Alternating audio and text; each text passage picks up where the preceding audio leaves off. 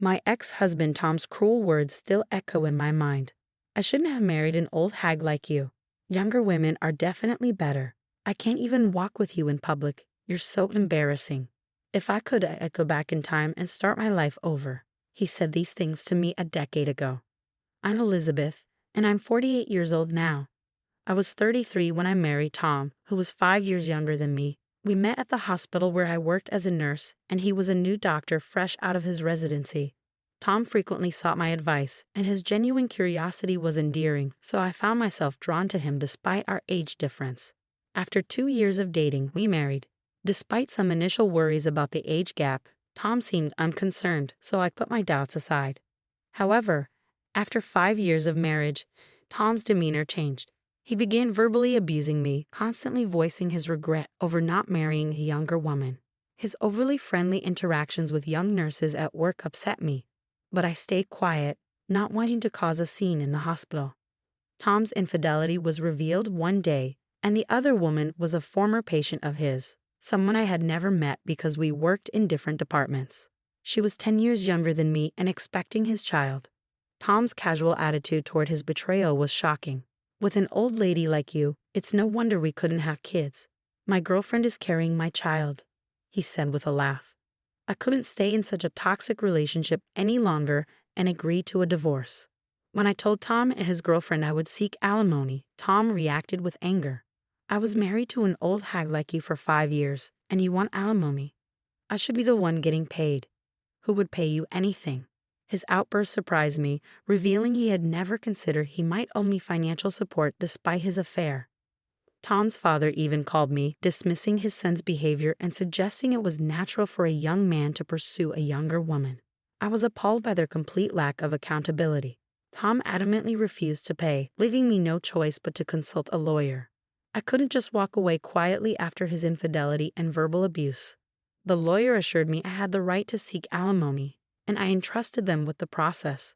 It's often said that divorce is more challenging than marriage, and I certainly found that to be true. Thanks to my lawyer's efforts, I received a fair alimony settlement, ended the lease on our shared apartment, and began living on my own. I changed my last name back to my maiden name, Britton.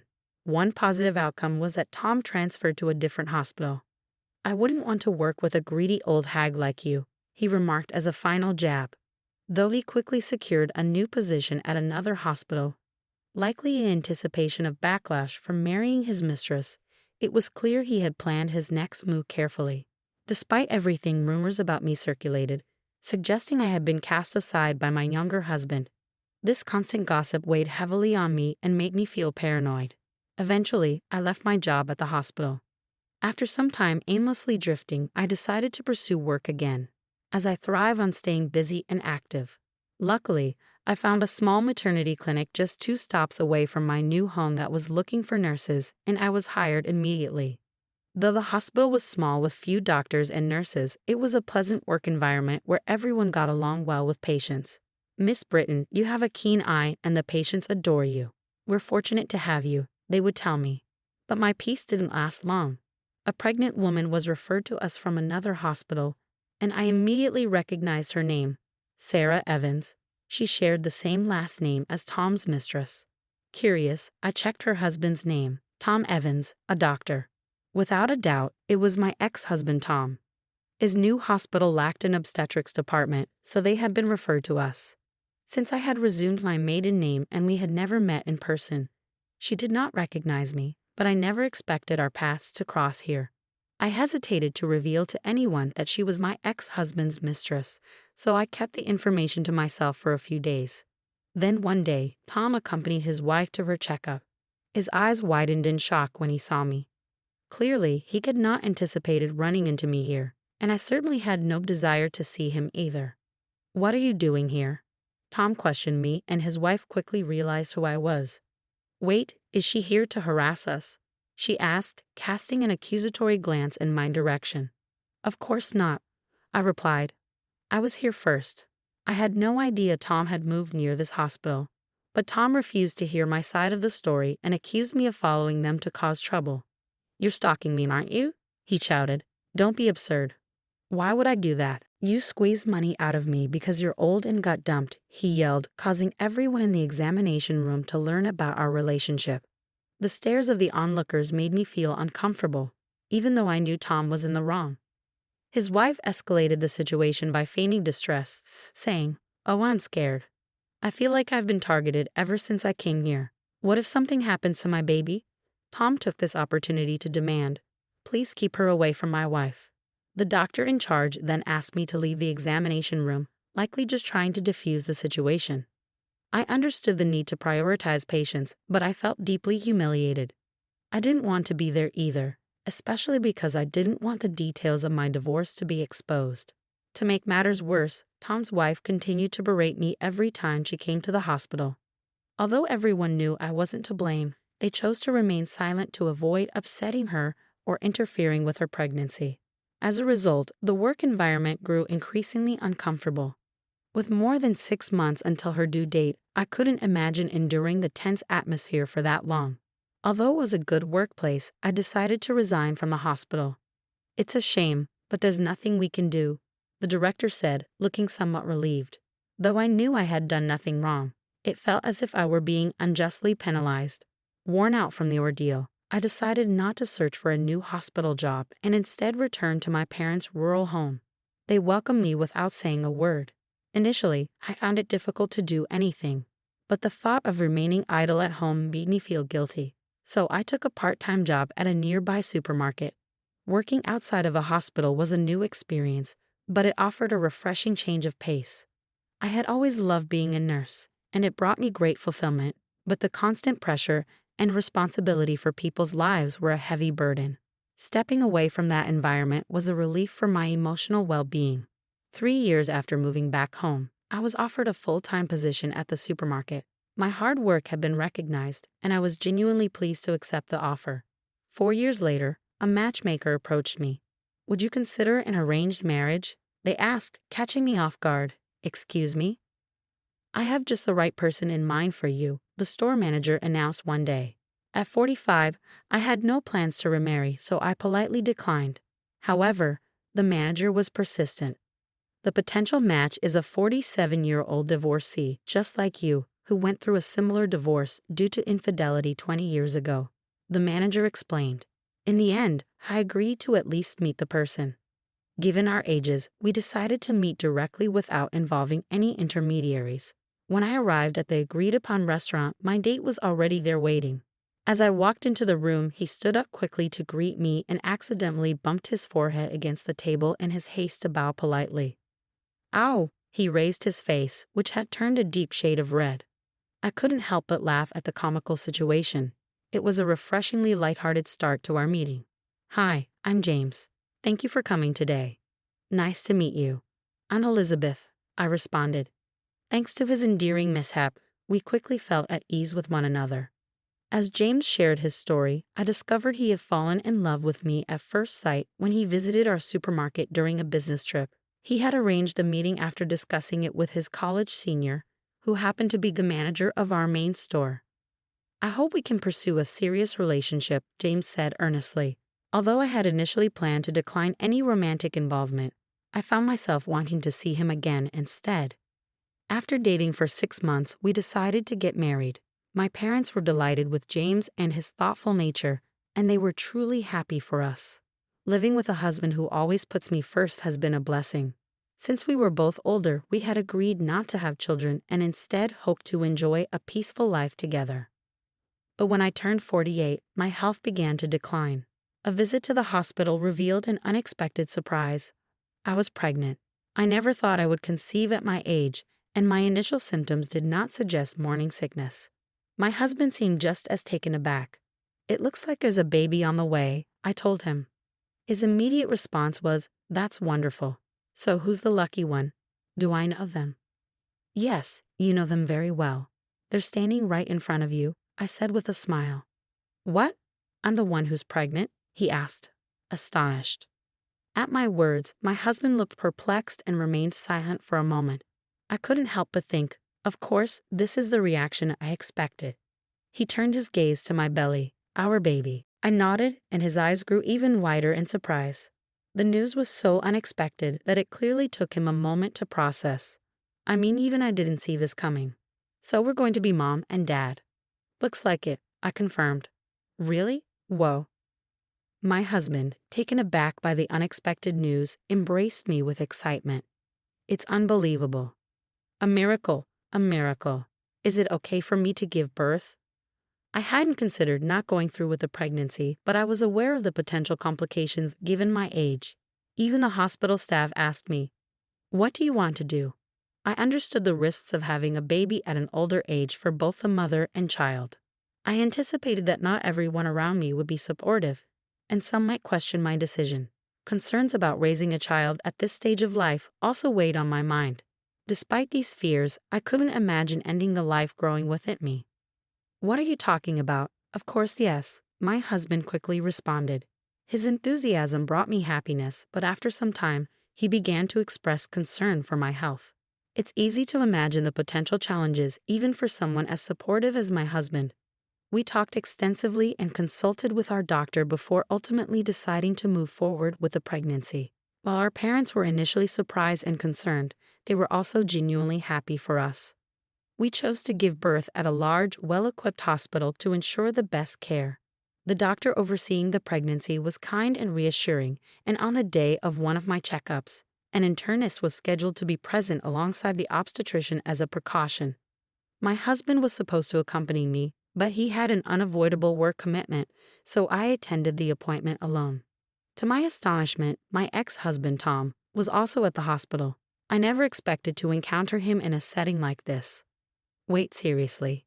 You're the 48-year-old pregnant woman?" Tom exclaimed with a laugh. Having a baby at that age is unbelievable. The obstetrician and nurse in the room exchanged confused glances, but Tom seemed unfazed. "You have no right to speak to me like that. I'm genuinely concerned about you, getting pregnant at your age. It's not appropriate. You're already an anxious woman. Are you even qualified to be a doctor? Why are you acting so superior? You should know that most patients here are affluent. Do you not realize you're making a fool of yourself? Excuse me, Dr. Evans, I'll be leaving. I wouldn't want to give birth in a hospital with a doctor like you." "Fine, leave."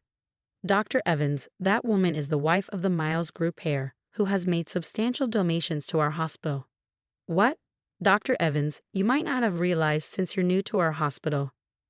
"No, but she's I have no relation to you. Nevertheless, your comments were inappropriate, as Mrs. Miles pointed out. I can't believe a doctor would say such a thing." At that moment, my husband walked in. "Sorry I'm late. My wife has been an immense help to you." He'd immediately noticed my anger, and Tom turned pale, realizing something was amiss. "Is there a problem?" "This man, Dr. Evans, just told me that giving birth at 48 is disgusting." "What?" My usually gentle husband's expression hardened in an instant when he heard my words. Since I mentioned Dr. Evans by name, he likely pieced together that the man in question was my ex-husband. I had shared details of my previous marriage with him, including Tom's name and occupation. "Are you Dr. Evans? You insulted my wife, didn't you?" Well, that's... What kind of hospital allows a doctor to insult a patient? I can't trust this place with my wife and our unborn child." As soon as my husband finished speaking, the nurse who had left earlier returned with the hospital director. I was informed there had been some disrespect. "Director, we came to this hospital on my father's recommendation, but I can't believe a doctor like this is on staff here. It seems we chosen the wrong hospital." "I'm deeply sorry, that's not accurate. This individual is not a member of our medical staff." "What?" "I just terminated his employment." "Director, what?" "I was unaware of his behavior until now. I only hired him as a favor to a friend. We cannot tolerate a doctor who speaks in such a derogatory manner. He will not be practicing here any longer." "Wait, Director, what do you mean?" "Quiet. Leave immediately and do not return to our hospital." Upon hearing the director's decree, Tom, who protested with no, why, was escorted out of the hallway by the obstetrician. The director offered profuse apologies, leaving us feeling sympathetic toward him. After regaining our composure, we resumed our seats, but my husband's anger lingered. "Did you only fire him because of my father's donations to the hospital? If not, would you allow such a doctor to continue working here?" The director shook his head in disbelief. It appeared that Tom had only been working at the hospital for a week. Tom's father, who was a classmate of the hospital director, had asked the director to hire his son after a recent reunion. The director had no idea Tom would behave in such a manner and offered a sincere apology. Not all the doctors at this hospital are like Tom. In fact, our obstetrician is a skilled and reputable physician. If it weren't for Tom, I would have preferred to give birth here, I explained, and my husband agreed. My father-in-law is the president of a major company with branches nationwide, donating a portion of their profits to medical and welfare facilities. He had generously contributed to this hospital because my mother-in-law received treatment for a serious illness here when she was young. As a result, my father-in-law recommended this hospital for my childbirth. A few days later, Tom reached out to us, pleading for us to intervene with the director and have him reinstated. Surely, if you asked, they might reconsider, right? It became apparent that Tom had a history of angering patients with his arrogant demeanor and had been repeatedly moving from one hospital to another. It was frustrating to see him repeating the same mistakes time and again. Despite warnings from his father, my ex-father-in-law, that there would be dire consequences if he were fired again, Tom seemed unable to learn from his actions. I couldn't help but wonder if my ex-father-in-law's leniency had contributed to Tom's behavior. When the call came, my husband was by my side. He took the phone from me and firmly warned Tom that if he ever attempted to contact us again or came near me, he would report him to the police for harassment. It seemed that Tom took this threat seriously, as he never called again. A while later, on our way home from the hospital, we stopped at a convenience store and saw Tom working there. It appeared that no other hospital would hire him anymore. He was visibly upset and told us that his wife and child had left him. But I felt no sympathy. I decided to avoid that convenience store from then on. The next year, I gave birth to a healthy baby girl. She is truly a delight, and I am committed to raising her with love and care. My husband has been enamored with our daughter since the moment she was born and is showing signs of becoming a very doting father. I'll need to keep an eye on him to make sure he doesn't spoil her too much. All right, everyone's presentations are done.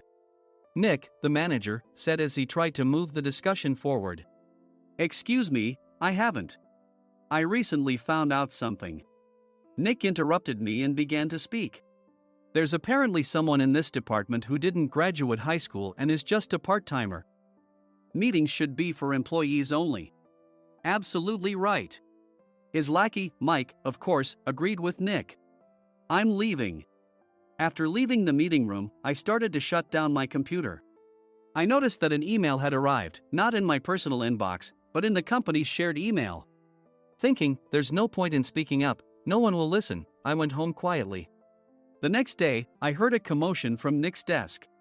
He was staring at his computer screen, his face pale. Nick! Is something wrong? Mike looked at the screen with him. And he turned even paler than Nick. Why is he so angry? Knowing the reason for Mike's distress, I thought to myself, serves them right. My name is Adam. My mother passed away when I was in the 9th grade, and I was raised by my father. Well, you could hardly call it being raised. After my mother passed, my father changed. He drowned his sorrows in alcohol, and though he still went to work, he squandered our living expenses on horse racing. Because of that, I had to start working part-time as soon as I entered high school. Every month, I went to the convenience store with bills in hand that couldn't be auto-deducted from my father's account. Even though I endured it because I didn't want to be alone, I reached my limit in my second year of high school and dropped out. I found a live-in job at a distant inn. Thank you for everything. The day I left home, my father, still staring at the TV, spoke. Take care. That was our last conversation. Back then, 18 wasn't the age of majority, so I needed my father's permission to work, and I couldn't hide my place of employment. Yet, my father never visited me even once. I kept working just to survive, and before I knew it, I was 42. Years of hard work paid off, and I was transferred to the headquarters. I was thrilled to be recognized by the company, as I thought I'd be working in the field until retirement due to my lack of formal education. Listen up. Our work can change the future of our employees. Don't drag us down. On my first day after the transfer, Nick, dressed in an expensive suit, spoke sternly. There was a reason for this. Our inn was located in a prominent tourist destination, known so well that everyone in the state could sing its commercial jingle. At its peak, we had 5 locations within the state. But that was long ago. Due to financial difficulties and aging facilities, only the place where I had worked for many years and the original establishment remained. I was prepared to lose my job anytime, but now there was a glimmer of hope. With the rise of social media, the tourist area where the inn was located started gaining attention again. Depending on how hard the sales department, where I was transferred, worked, we could either thrive or be forced to give up this prime location to the new hotel chains continuously popping up. For Nick, who had switched careers from another industry to strengthen our sales, this was a battle he couldn't afford to lose. I understood why he had to be strict. "I will do my best." Nick sneered at my enthusiastic declaration. "Did you not hear what I said?" "I'm sorry."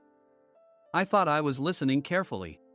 Out of habit from years of customer service, I apologized reflexively, though I had no idea what had offended him. Someone was watching me with a smirk.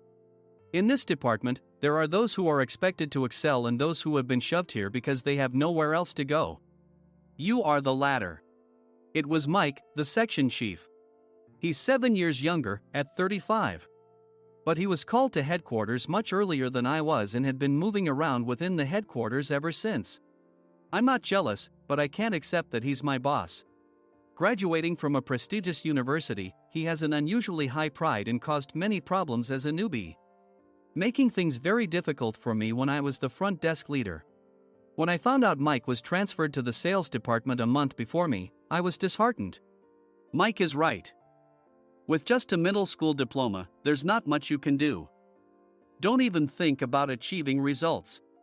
As if I didn't exist, Nick remarked, "I'm thirsty." Mike eagerly ran to the coffee maker. It seems Mike is Nick's lackey. I regretted being happy about my transfer to headquarters, wishing I had stayed on site forever. Send a direct mail to every company on this list by the end of the day. Nick only assigned me tasks that even a new graduate could handle. What? There are over 1,000 companies. You want me to send to all of them by today? Yes, if you and your fellow misfits split the work, even those with nowhere else to go should finish by today. I glanced at the employees typing away expressionlessly. They were worn out from customer service, only thinking about leaving on time, or were women reassigned after having children, with zero motivation for work. Even Sam, a new graduate from the same university as Mike, who was supposed to be among the expected achievers, had no enthusiasm for the job, having joined the company wanting to do customer service. "I don't care what they say, I plan to quit anytime," he said. Only Nick and Mike were highly motivated, making all the decisions between the two of them. I originally only wanted to work at the inn to survive and had no particular attachment to this job. I swallowed my words, thinking I had no right to reprimand them. About a month after the transfer, Nick told us with a frustrated look. "To commemorate the 50th anniversary, we've decided to create a plan exclusive for one group per day. Originally, Mike and I were supposed to come up with it, but our president, Mr. Thompson, insists on hearing everyone's opinions. So, you all get a chance." As Nick explained, Mike began handing out prints. "Make sure not to embarrass Nick. If your ideas are half-baked, you'll have to redo them." It seemed that they had printed his handwritten notes by Mr. Thompson, which included several questions and a section for free responses. It made sense why Nick had to seek our input, given that all responses had to be submitted to Mr. Thompson. We were given a week to think about it, and a meeting was scheduled to compile our ideas. My plan is to let guests enjoy both the old and modern America. Nick began the presentations. Guests would watch a master confectioner at a nearby traditional sweet shop make sweets in front of them. The welcome drink would be premium tea in a bottle. Nick's plan was certainly attractive. After his presentation, Nick called on us to present in the order we were seated. Just as I stood up for my turn. "All right, everyone's presentations are done." "Excuse me, I haven't. I recently found out something." Nick interrupted me. "There's someone in this department who didn't graduate high school and is just a part-timer." He was likely talking about me. I joined the company as a part-timer and was made a full-time employee when I turned 20. That was 20 years ago, so Nick and Mike probably had no chance to know until recently. Meetings should be for employees only. Absolutely right. After that, Nick kept creating opportunities to solicit everyone's opinions, purposefully excluding me from speaking. The meeting unexpectedly heated up and went past the scheduled end time. A few people asked to leave, and the discussion continued with the remaining few. Still here? Normally, you'd leave in that situation. Though I had no attachment to the job initially, hearing kind words from customers made me want to make them happier. For someone like me, with nowhere to go, the inn was my home and customer service was my life. I felt pathetic about my current self. I'm leaving. I left the conference room and started shutting down my computer. I noticed an email had arrived, not in my personal inbox, but in the company's shared email. Thinking no one would listen to what I had to say anyway, I quietly went home. The next day, while preparing the DM as instructed, I heard a commotion from Nick's desk. In his haste to stand up, he hit his knee on the desk. He stared at his computer screen, his face pale. Nick! What's wrong? Mike, thinking he should be the first to rush over, approached Nick while still wearing his coat. He peered at the screen with Nick. And he turned even paler than Nick. Why is he so angry? Who is responsible for this company? Nick, more irritated than ever, asked, and Mike answered without checking. Probably Sam. Sam wasn't there because he was attending a morning training session for new hires. Nick gave up on getting angry and returned his gaze to the screen. They were looking at an email that arrived right after the end of the working day yesterday. Apparently, no one, including me, had checked it before leaving. The email was from a large company that used us for their annual employee trips. The president and executives of that company also frequently used our services personally. President of the company, Mr. Mason himself, had declared that neither he nor his company would ever use our services again. Well, some companies cancel their employee trips or stop using our services due to financial struggles. Let's just move on. Mike kept wiping the sweat from his forehead with a handkerchief. Knowing why Mike was so agitated, I quietly watched their interaction. Do you know how much revenue we get from that company? We can find other guests to fill the rooms, but we'll lose the banquet costs, gift shop revenue, rental car fees, and more. Moreover, the gifts were supposed to be prepared by the traditional confectionery shop involved in Nick's proposed plan.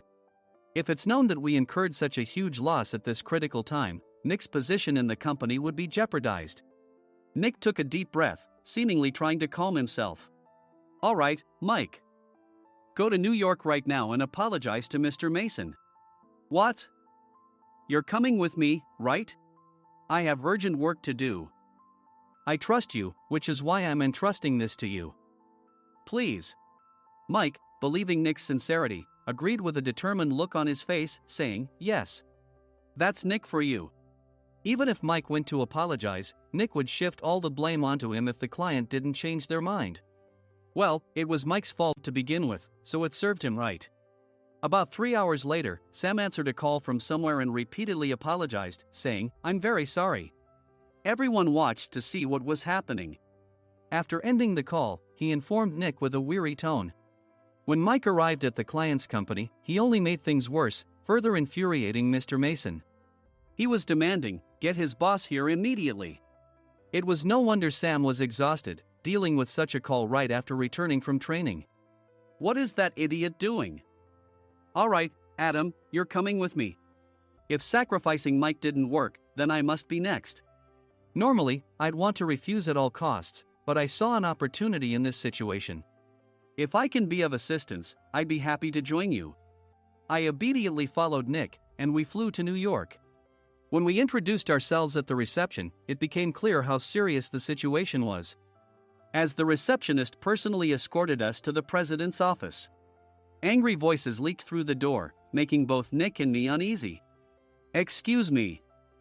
I'm Nick, the supervisor. I understand my subordinate has caused you trouble, and I deeply apologize. Nick, with his experience in the corporate world, knew enough to offer an apology before excuses.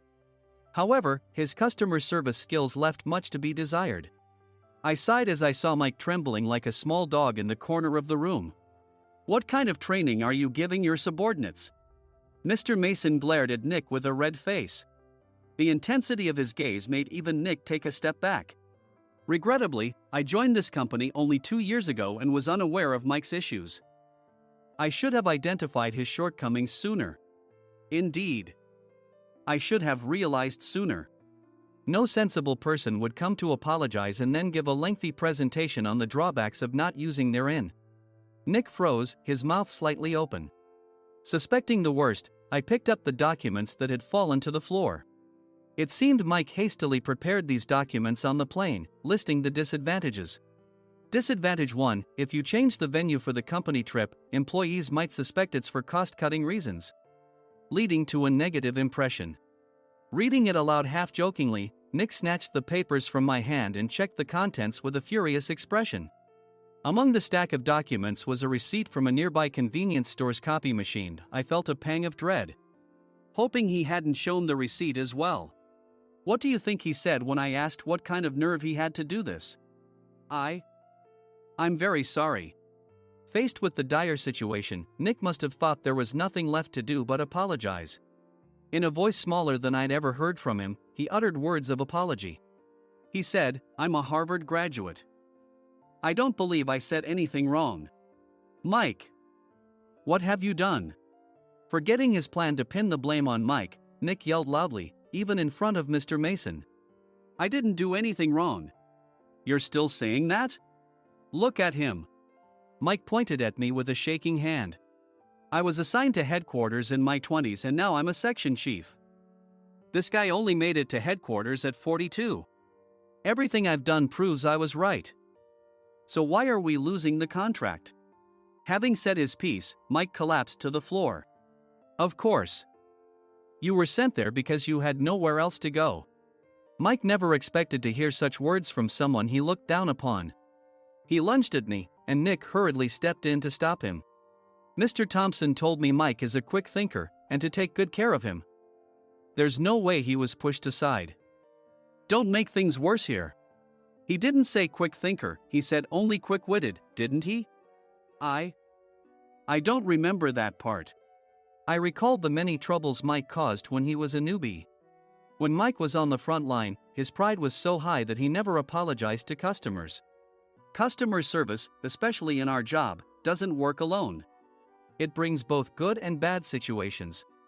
If the front staff or housekeepers made mistakes, or the cleaning company didn't properly clean a room, one had to apologize to the customers regardless of personal fault.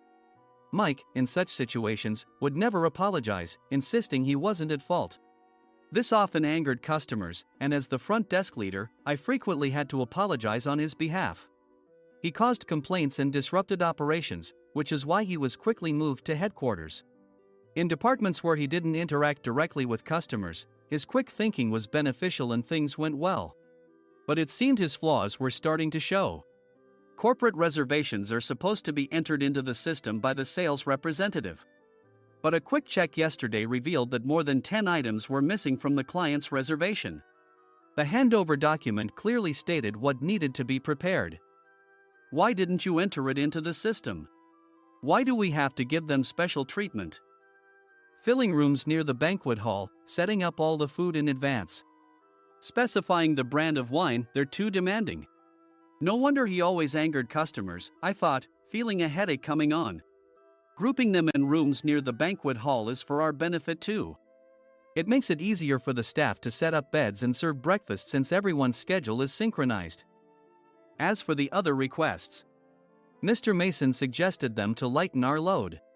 I didn't know that. Nick finally seemed to realize that Mike was the one who had angered the client. What did you say to them? I just told them we wouldn't give them special treatment anymore.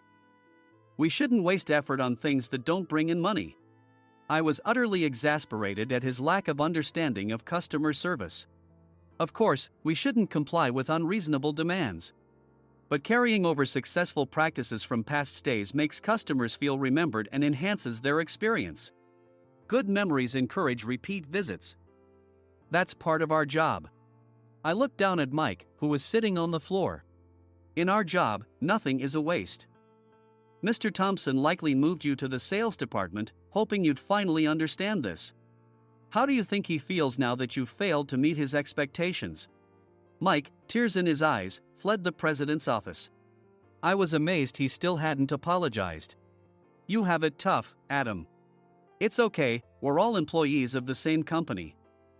I deeply apologize for this disrespectful incident. Especially after all the care you've shown us. If it weren't for you, Adam, I really would have stopped staying here. When I heard you were moving to the sales department, I was willing to reconsider if you handled it. Seeing us talk so amicably, Nick's face contorted. Do you two know each other? Adam's service is excellent.